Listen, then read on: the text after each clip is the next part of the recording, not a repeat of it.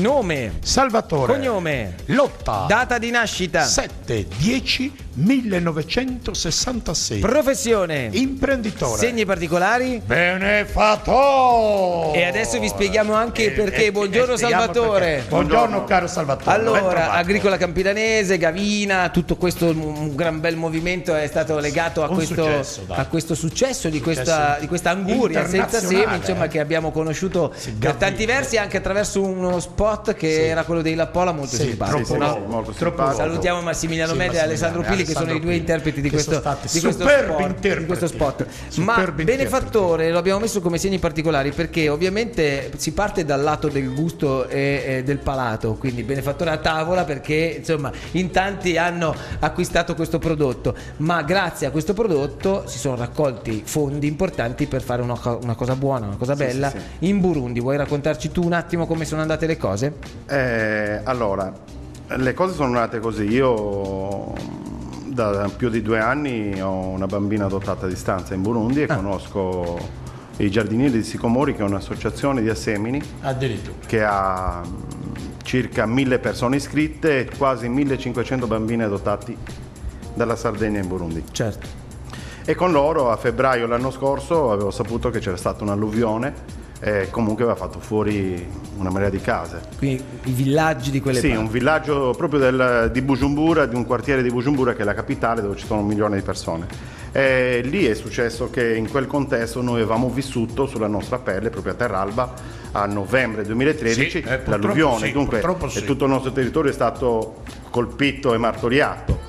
Però grazie a Dio noi viviamo in un paese che grazie a Dio ha delle risorse diverse, una cultura diversa, e con il nostro lavoro, con la nostra tenacia degli imprenditori agricoli che fanno parte di Agricola Campidanese hanno fatto fronte a questo problema e ne sono usciti grazie a Dio vincitori, perché comunque poi hanno continuato a produrre, tant'è che anche Gavina quest'anno ha fatto furori, caro amico, furori.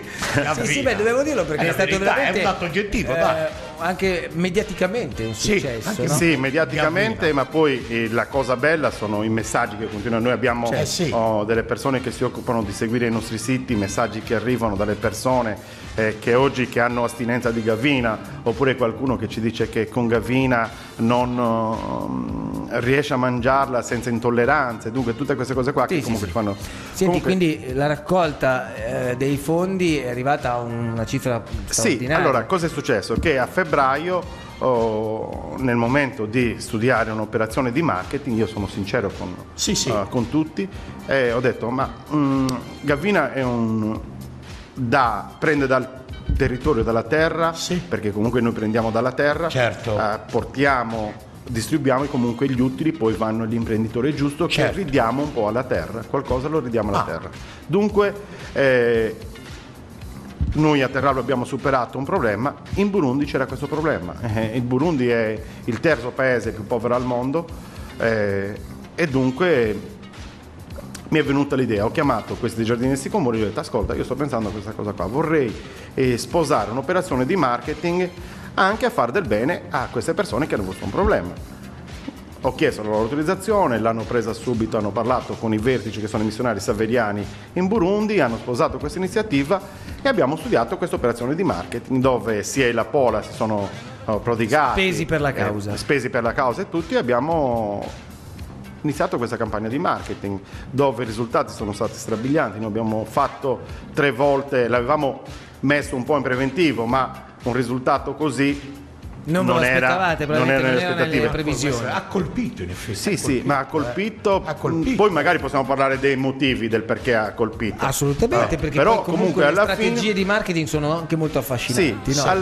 Alla fine cosa è successo? Che noi abbiamo recuperato dei fondi molto importanti, abbiamo chiesto poi a tutti coloro che anche esternamente, i trasportatori e tutti quanti hanno partecipato a far sì che comunque Gavina ha dato qualcosa, gli abbiamo chiesto qualcosa indietro, abbiamo chiesto che facessero una donazione libera per loro. Dunque c'è stato una percentuale degli utili di Agricola Campidanese che ha destinato, che sono stati circa 20.000 euro, più queste persone che hanno contribuito a a portare, a dare chi 100, chi 500, chi 1000. Insomma, siamo arrivati a una cifra importante, dove poi è successo che è un po' timoroso, perché comunque vi dico che stavano succedendo un paio di cose. Prima l'Ebola, poi hanno ammazzato 3 suore proprio al centro di Bujumbura, dove noi dovevamo andare dai missionari saveriani. È stata una cosa drammatica. E comunque il 26 di settembre io sono partito per Bujumbura, il 27 sono arrivato lì con i soldi. Sono arrivato lì. È arrivato lì con l'aereo prima. Sono arrivato lì con i giardinieri di Sicomori. Siamo arrivati lì in questo posto che è fantastico. L'Africa veramente ti colpisce, poi ti colpisce quel territorio e quelle persone che sono fantastiche. Hai potuto constatare anche la povertà, la miseria, l'emarginazione. Allora, se io dovessi raccontarvelo brevemente, non dà gli effetti di quello che è vederlo realmente. Certo, quello che noi vediamo in televisione, quello che io potrei far vedere dai filmati che ho sul telefonino, sul cosa, non rende la povertà. Vi posso solamente dire che io in casa, in Agricola Campidanese, abbiamo 15 senegalesi che lavorano con noi, di cui sono delle persone fantastiche e dei nostri collaboratori, che quando hanno visto le foto del Burundi mi hanno detto: ma dov'eri? Ma questa non può essere la capitale del Burundi, perché questo è impossibile, questo qui sono troppo poveri. Me l'ha detto un senegalese, un africano. Dunque il Burundi è veramente messo male. E allora lo possiamo dire, no? 2 milioni di euro è la cifra raccolta? No, non sono 2 milioni di euro. 2 milioni di euro è il fatturato di Gavina. Ok, il fatturato di Gavina. Noi abbiamo portato lì quasi 25.000 euro e abbiamo costruito 16 casettine che stanno finendo di costruirle prima della stagione della pioggia. Allora i dati erano diversi, ma comunque sono sempre tantissimi soldi. Sì, sono tantissimi soldi che anche sono perché in Burundi 25.000 euro sono... Allora tenete presente che la costruzione di una casa ci vuole 1.200 euro. Un operaio che può essere considerato, diciamo, al mio livello, lì prende 25 euro al mese. 25 euro 25 euro al mese, sì. C'è una povertà. Allora tenete presente che per adottare un bambino con 200 euro all'anno gli si dà la possibilità di avere i vaccini, avere gli abiti per andare a scuola, la possibilità di partecipare ai corsi scolastici e gli si dà da mangiare il minimo. Ma c'è una volontà di riscatto da parte della popolazione a questa miseria quasi endemica, drammatica che governa questo paese? Allora guardi, secondo me i problemi sono 2. Uno è proprio il governo di quel paese e l'altro sono gli occidentali. Oggi il Burundi è invaso dai cinesi, prima era invaso dagli europei, belgi e tutti, che comunque quando sono arrivato c'erano 2 aerei militari belgi che stanno istruendo i militari burundesi per la protezione delle cose, ma loro interessa solamente il business per pochi. All'interno di Bujumbura, di una metropoli di 1 milione di abitanti, immaginate cosa vuol dire, lì non ci sono palazzi, lì sono solo casettine fatte da 20-25 metri quadrati, case dove non accaba Prussia, no? Sì, però dove non ci sono servizi elettrici, non c'è acqua, non c'è niente. C'è un piccolo centro dove sembra l'Eldorado, dove ci sono dei palazzi, ci sono dei negozi di marca, dove sono per quel forse 2.000-3.000 persone. Una piccola schiera di benestanti. Tra cui il presidente e politici. Su 1.000.000-2.000 mi sembra un po' pochi. Il Burundi sono quasi 26 milioni di persone, però Bujumbura ce n'è 1 milione. Mi pare anche sterminato. Ma guarda, è un paese dove secondo me solamente sfruttando le loro risorse naturali agricole, mango, papaya, avocado e banane, potrebbero solo vivere di quello alla fine. Insomma, se mettessero in piedi una operazione anche lì di marketing o comunque ma assolutamente, guardi, sarebbe un popolo che secondo me hanno molta, loro purtroppo sono stati messi uno contro l'altro, dunque vengono da anni di guerra tra le 2 etnie che si sono combattute in lungo e largo con tanti morti. Sì, per gli alti e i bassi, in poche parole ci sono gli alti e i bassi, i Tutsi e gli Hutti che comunque sono combattuti con milioni di morti nel passato. Sì, guardi, lì bisogna dire grazie a questi missionari saveriani che secondo me, io che sono cattolico, era come vedere Gesù che camminava, Gesù che tiene queste persone, veramente mi hanno mi ha sconvolto, mi ha dato un attimino una scossa devono bella. essere esperienze forti. Allora, torniamo tra poco, c'è la pubblicità perché dobbiamo fermarci e tu sai perfettamente, Salvatore, che è importante per noi dare la linea agli inserzionisti. Poi torniamo e affrontiamo un altro aspetto anche importante. Tu hai detto prima questi potrebbero vivere solo di mango, papaya e quant'altro, quindi insomma cerchiamo di capire se mai anche lì si possa in futuro trovare una via per istruirli, per formarli anche sotto questo profilo. State lì, a tra poco, c'è la pubblicità. I 2 milioni di grazie, era questo insomma anche il messaggio che tu hai fatto arrivare attraverso tutta questa operazione, sono ovviamente legati a tutto quello che è stato Gavina, e tornando invece al Burundi e tornando a ciò che sarà il futuro, oltre ad aver costruito queste casette con questi 25.000 euro donati, oltre alle tante anche altre realtà che ci hai raccontato anche fuori onda, insomma, che si impegnano per dare una mano, contribuire fattivamente per tutto ciò che è la vita lì in Burundi, a partire da un centro per l'infanzia, mi stavi raccontando. Si deve pensare anche a formare, dare una linea guida per diventare imprenditori di se stessi. Almeno guarda, la classe dirigente ci deve essere per un paese, è fondamentale. Io sono stato lì al centro giovani di Kemenji, che potete anche guardare su internet, ci sono vari video su YouTube e tutto. E lì è gestito da padre Claudio, che è stato premio Nobel per la pace nel 2002, è un missionario saveriano.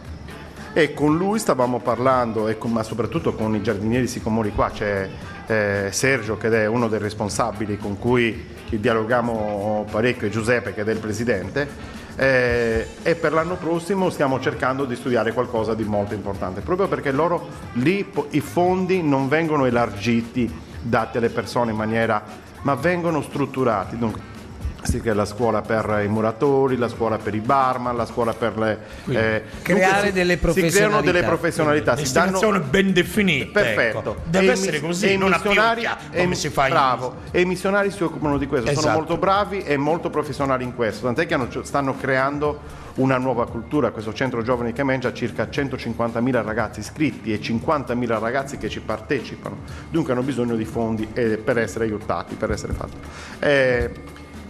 Una delle priorità è quella adesso di mettere in moto la conoscenza della solidarietà, dunque la mia missione esterna al mio lavoro sarà quella di far conoscere determinate cose, perché molte volte noi non sappiamo che con 200 euro possiamo dare la vita a un bambino. Certo. Lo apprendiamo a volte da delle campagne. Sono dei bambini che vi toccano l'anima, perché quando sei commosso, lo sai, vedi, è rapito, sei in estasi. Allora, hai visto anche quella bimba che hai aiutato tu? Vi posso dire che è stratosferico poter abbracciare una bambina da cui tu per 2 anni ci hai solo pensato, magari con dei pensieri sporadici, perché comunque un'adozione a distanza ti può fare qualcosa a livello di coscienza, però poi quando sei lì e l'abbracci e senti un abbraccio forte di una bambina, di un'orfana, perché comunque lì ci sono... Certo. Purtroppo tutte le lotte interne hanno portato a questo. Una cosa allucinante, ti fa capire che bisogna che tutti ci mettiamo a dare una mano per far sì che queste persone... Voglio leggere questo messaggio. Aspetta, prima di arrivare alla classe politica voglio leggere questo messaggio che è arrivato. Buongiorno, complimenti per la trasmissione e forza a tutti gli imprenditori sardi che si impegnano anche sarà così un refuso del T9 nel sociale. Complimenti, dice Elisa da Macomer. Insomma, è una bella testimonianza questa, come presumo tanti di quelli che ci stanno ascoltando e seguendo stamattina possano pensare, perché davvero questo forse il senso del fare della propria attività fortunata, di successo, perché hai capacità per portare al successo la tua attività, ma anche un motivo di esistere per gli altri. Guarda, la parte politica, io molte volte non sono né di destra né di sinistra. Forse un periodo mi identificavo più dalla parte di destra e forse molte volte in maniera stupida ho ragionato come determinate persone che dicevano: ma queste persone che vengono con i barconi, vengono qua, ci invadono, queste persone non hanno nessuna voglia di venire qua. Queste persone fuggono, è la disperazione. Fuggono e sono disperati da situazioni create dai nostri politici. Se i nostri ministri, i nostri governanti si preoccupavano di non spendere quello che spendono lì, nel tratto di mare che c'è tra l'Africa e l'Italia, e lo spendevano in Africa per creare delle situazioni che loro fossero contenti di stare in casa loro, io non penso che né tu Matteo né il Presidente abbia voglia di emigrare. Purtroppo e loro sono anche se è finito in disgrazia, un politico anche morto, si chiamava Bettino Craxi, nel 75 io senti un suo drammatico discorso a Roma. Ma lui è andato ad Hammamet, però è scappato. No, aspetta, lui diceva questo che ti stai dicendo tu, prima o poi arriveranno qui perché questi muoiono di fame, guerre, miseria, non guarderanno, moriranno in mare. Noi dobbiamo essere lungimiranti, lui parlava anche come europeo, dice come europei dobbiamo avere la lungimiranza di andare lì, investire, creare una classe dirigente, onde creare benessere e ricchezza, non scapperanno se noi lasciassimo perdere un po' di egoismo,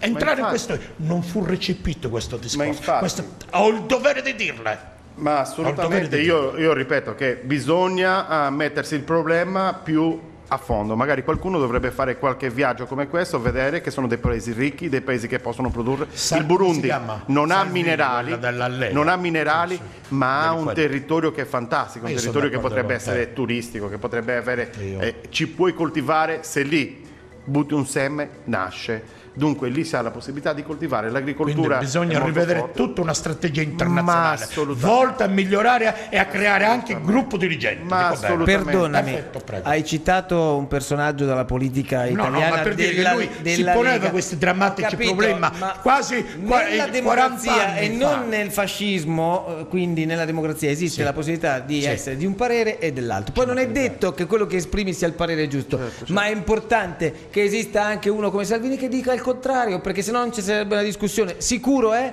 che bisognerebbe prendere dei provvedimenti ed essere un attimino più intelligenti, pensando di investire, come diceva Salvatore, in una realtà che poi ti permette di non avere te delle spese esorbitanti e soprattutto salvare delle vite e dargli la possibilità di vivere in casa loro. La cosa che secondo me dovremmo fare tutti un esame di coscienza.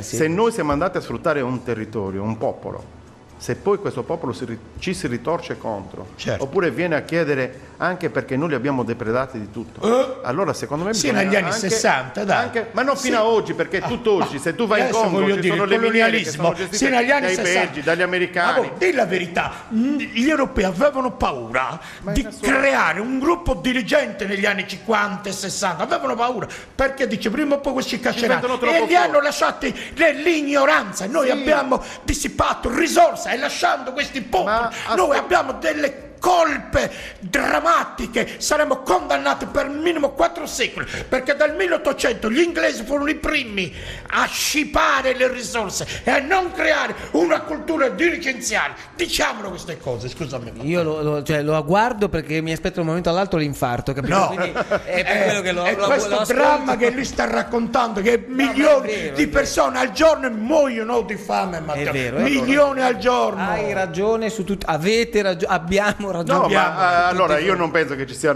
ma neanche lo stesso Salvini, che io non conosco ma sento parlare, mi fa sorridere, perché comunque io penso che parli per qualcosa che lui non conosce attentamente. Poi è giusto che comunque l'Italia in un momento di crisi non possa, però secondo me in un momento che tu trovi una persona in difficoltà, cioè quando i nostri padri emigravano in America e venivano trattati come noi trattiamo queste persone oggi, senza andare molto lontano, nel Belgio degli anni 50 vivevamo ai margini, anche in Germania, anche in Germania, bravissimo. Io molte volte quando vengono questi ragazzi a chiedermi un posto di lavoro, extracomunitario, indiani, quando si presentano con una cultura, vi dico che è drammatica. Un ragazzo laureato che ti dice: ma tieni presente che io voglio la paga da senegalese, non voglio la paga. Ho detto: scusa, qual è la paga da senegalese? Se lavori avrai la paga che ti spetta. Poi. Avrai la paga del contratto che ti spetta. Determinate cose. Io penso che sia più una questione di cultura. Noi dobbiamo andare lì e insegnare. Lì loro hanno bisogno di una cultura che comunque deve essere diversa, del rispetto. Io parlavo con i ragazzi lì e dicevo: hanno una considerazione della donna che non è la nostra, hanno delle però non hanno la cultura, tu immagina cosa fanno questi qua che rapiscono questi bambini, che li inculcano delle cose che non sono giuste, tu crei dei mostri. Voglio solo chiudere chiedendoti, a casa tua, in famiglia tua, tutto questo come è vissuto? Ma molto bene, mia moglie sarà con me l'anno prossimo in Burundi perché verrà anche lei. Anche la moglie. I miei figli sono contenti. Quando ero in Burundi lì ho ricevuto un messaggio di mio figlio più piccolo che mi diceva: sono orgoglioso di te, non me l'aveva mai scritto. Che bello. Per me è stato queste cose sono da pelle d'oca. Sì, sono da cose da pelle d'oca, dunque io vi dico, mi sono stupito perché comunque non ero, sono andato un po' da incosciente, ripeto, però sono contentissimo e sono sicuro che senza privarci di niente possiamo fare tanto per questo posto qua. Grazie a Salvatore Lotta per averci raccontato questa esperienza di amore verso l'Africa attraverso un progetto che parte ovviamente da un'attività imprenditoriale di successo come Gavina l'anno prossimo contribuirà di più. Certo, ci mancherebbe altro, assolutamente, siamo convinti che sarà così. Grazie Salvatore, e complimenti. Grazie Finiamo qui anche per oggi, anzi abbiamo già sforato di 2 minuti. Grazie al presidente Mameli, grazie alla squadra, Cristian Manca in regia oggi insieme a Gigi Perra e DJ Fabietto. Le repliche le sapete: 21 Sardegna 3, all'1 di notte Sardegna 1, se no domani mattina siamo qua puntuali, saremo qua sì, di nuovo. Dio piacendo, Dio piacendo. sempre Dio piacendo, speriamo che gli piaccia, perché io vorrei essere